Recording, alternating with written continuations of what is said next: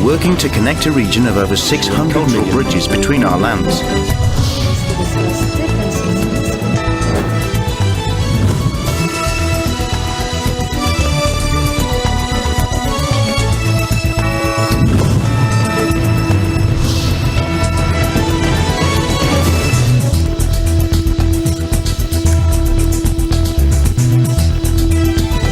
Good evening, I'm Alma Angeles. You're watching ASEAN in Focus on today's headlines. We begin with the latest breaking news. Hurricane Idalia has struck Florida's Big Bend region earlier today, hitting land near Keaton Beach shortly before 8 a.m. Eastern Time. And this powerful storm brought with it maximum sustained winds reaching 125 miles per hour. The aftermath has led to flooded streets, airports shutting down flights, grounded, and widespread power outages. The affected communities now face a multitude of challenges in the wake of this devastating event. Moving on to our next story, China's National Mapping Agency has introduced an updated version of its standard map, a development that has heightened concerns and tensions among neighboring nations.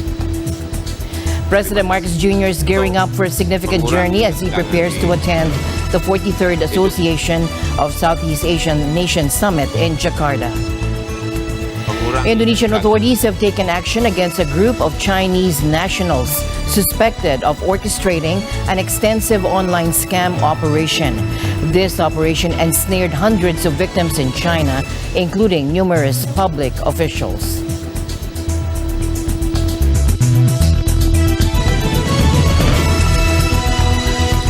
Hurricane Idalia struck Florida's Big Bend region earlier today, making landfall near Keaton Beach just before 8 a.m. Eastern Time. This powerful storm brought with it maximum sustained winds of 125 miles per hour. The aftermath has been marked by flooding streets, shuttered airports, and grounded flights.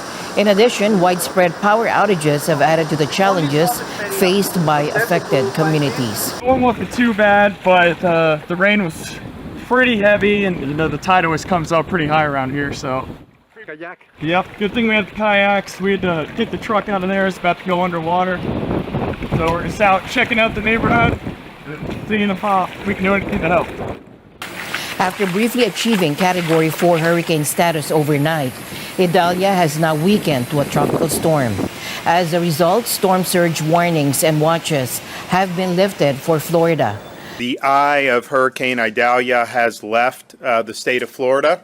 The state is still being impacted by the storm's bands, and we're seeing that particularly in the northern part of the state. However, Georgia and South Carolina are now under tropical storm warnings as the storm progresses. On Florida's west coast, residents are braving floodwaters to assess the damage to their homes left in Idalia's wake. To be honest with you, I woke up this morning just in complete shock. I never seen anything like this. As I rode through town trying to get to my house, you see trees uprooted, power lines, laying in the road, and it's just it's pretty devastating. It took a toll on this town. We stayed in the Walmart parking lot last night, and the wind was just howling. And we were boxed in, and there was other residents there from that left their house, and man, it was unbelievable how strong winds can be. Mother Nature is definitely no joke to play with. Officials are expressing cautious optimism, stating that the extensive evacuation efforts have likely prevented significant loss of life. Florida's Governor DeSantis noted the notable difference in emergency calls compared to last year's Hurricane Ian, attributing the improved outcomes to the preparedness of residents and authorities alike. There is currently one unconfirmed fatality that the Florida Department of Law Enforcement is vetting. This was a fatality involving a traffic incident, and so that is being looked at. That may end up being a confirmed fatality. It has not been confirmed yet, but that one is in the hopper and it is being reviewed.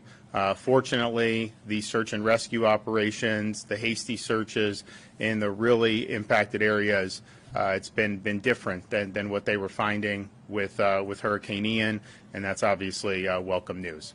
Now, in a celestial twist, tonight's supermoon could exacerbate the ongoing flooding from Idalia.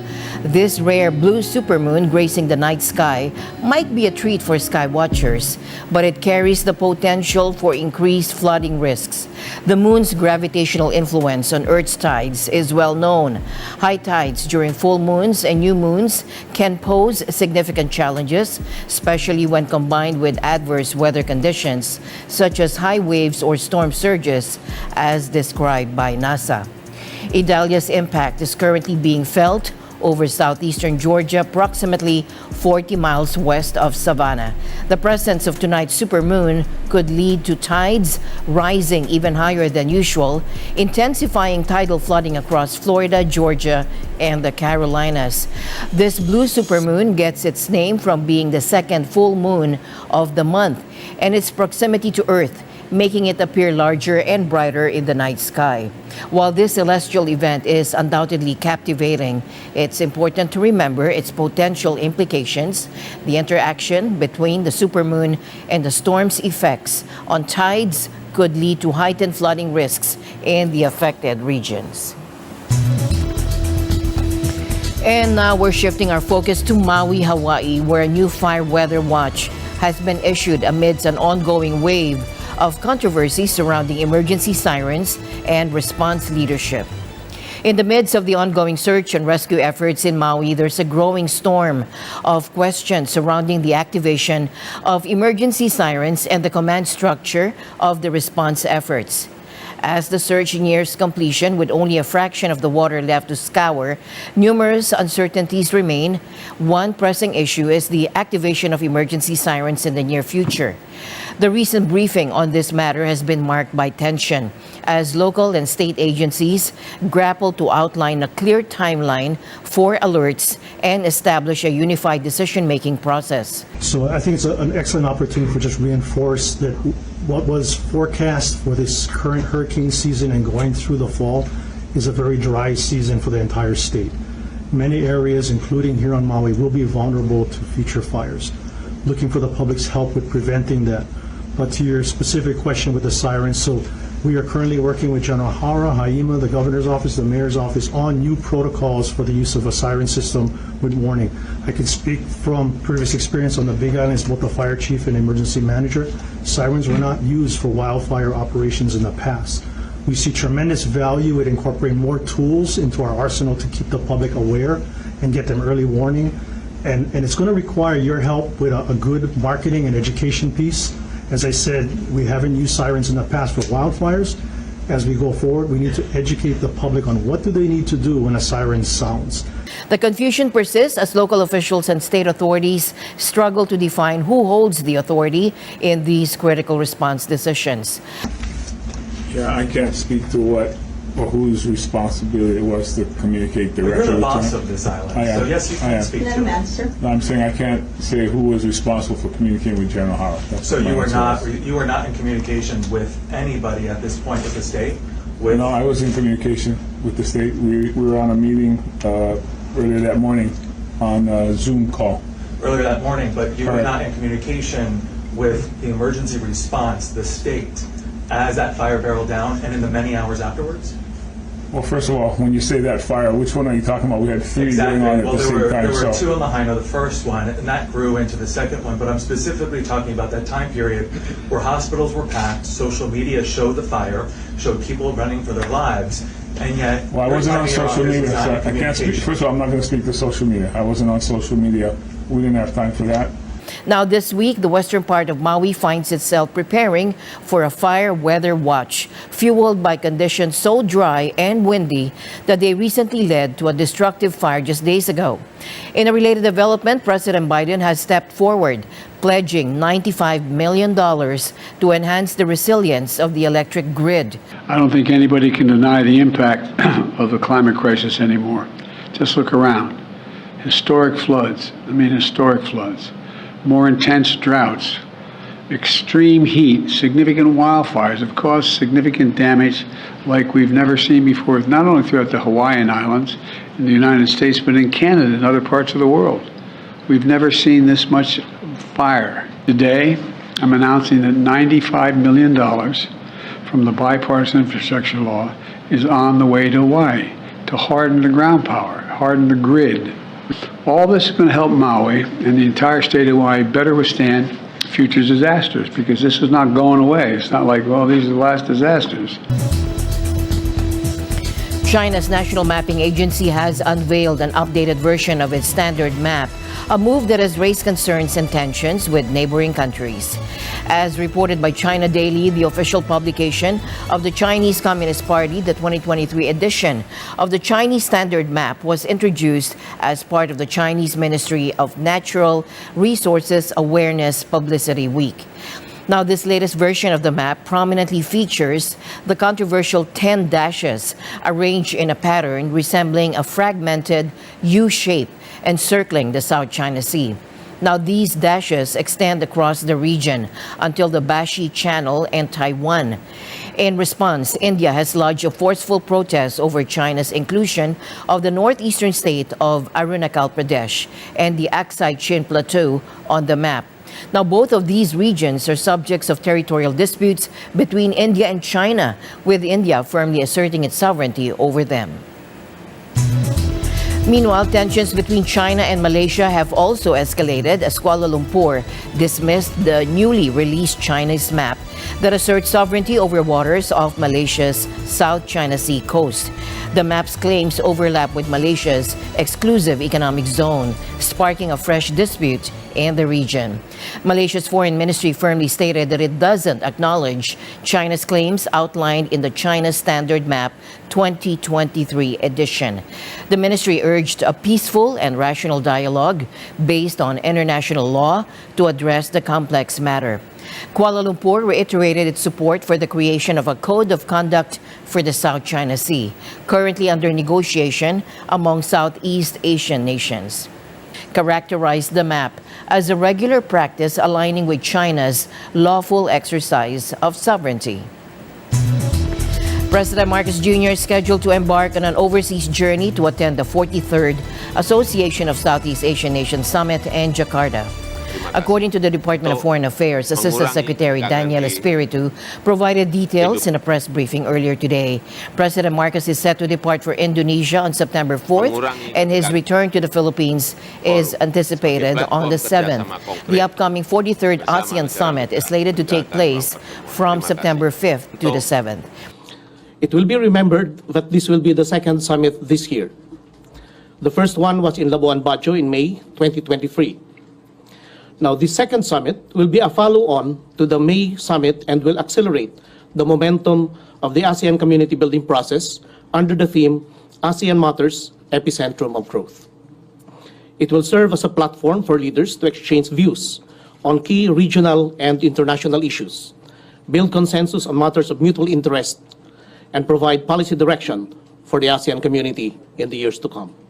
The President will also attend the opening of the ASEAN Indo-Pacific Forum upon the invitation of Indonesia. This event will serve as a platform for ASEAN to discuss infrastructure projects and programs to implement the priority areas of cooperation under the ASEAN Outlook in the Indo-Pacific with external partners and other participants.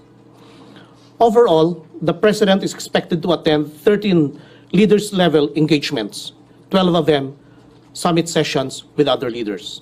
Now, this marks President Marcos' second official visit to Indonesia since he took office in June 2022. His initial trip to the nation occurred in May during the 42nd ASEAN Summit, where he vowed to champion the Philippines' interests within the Southeast Asian region.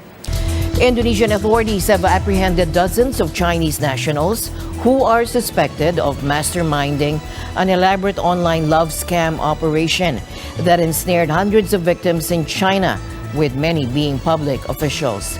Acting on intelligence from Chinese law enforcement, Indonesian police arrested 83 men and 5 women at an industrial park in Batam City, located in Riau Island province.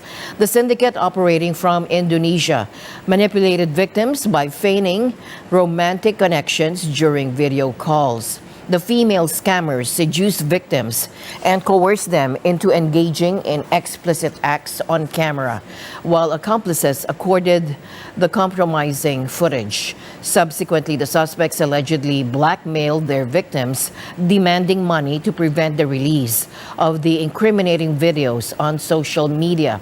Authorities are probing the extent of the syndicate's activities and earnings, while also investigating the possibility of any Indonesian victims. Those found to be unaffected by the scam will be promptly deported.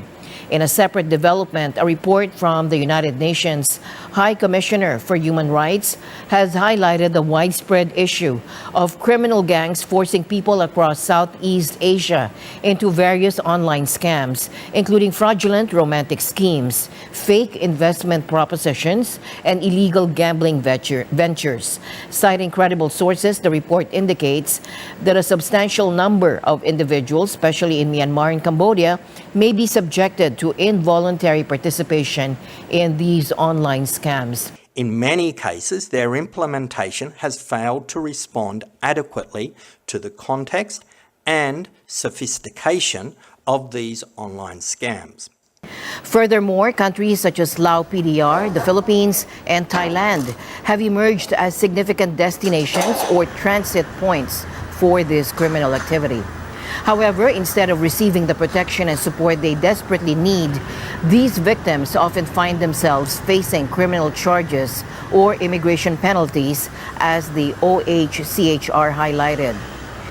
They are victims. They are not criminals. In continuing to call for justice for those who have been defrauded through online criminality, we must not forget that this complex phenomenon has two sets of victims. Pia Oberoy, a senior advisor on migration and human rights at the OHCHR, authored the comprehensive report, and she provided insight into the mechanics of these scams, including one particularly sinister scheme known as the pig butchering scheme. One of the main ones that we hear about is the so-called pig butchering scheme, where the